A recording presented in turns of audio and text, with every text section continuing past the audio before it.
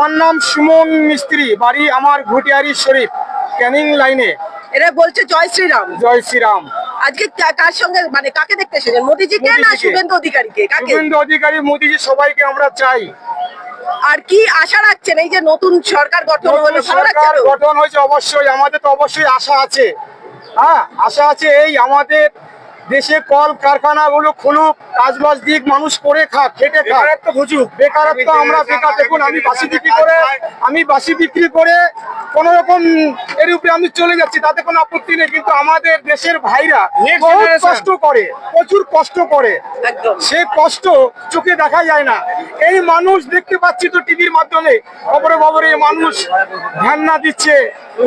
হ্যাঁ, চাকরি সে যোগ্য, অথচ সে চাকরি পাচ্ছে না। কেন? এগুলো কেন হবে?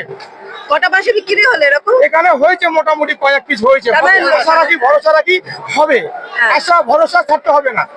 বলেছে তো আশাহীন, আশা রাখি, ভরসা রাখি।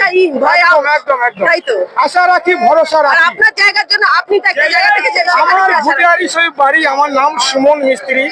আমি একই কথা, যে আমাদের রাস্তাঘাট, কারেন্ট, বিদ্যুৎ, জল, এগুলো মানুষের নিত্য প্রয়োজনীয়। রান্নার গ্যাস যে দাম, নিত্য দাম বাড়ছে। হ্যাঁ, এগুলো নিয়ে কোনো প্রতিবাদ নেই। হ্যাঁ, আকাশ ছোঁয়া দাম বেড়েছে সব জিনিসের ভাই, এসব নিয়ে আমাদের কোনো প্রতিবাদ নেই। কেন? এটা তো ঠিক না। এখন আশা রাখছেন যে? আশা রাখছি, ভরসা রাখছি। তার প্রতি অবশ্যই ভরসা আছে। একদম খুশি, বিরাট খুশি।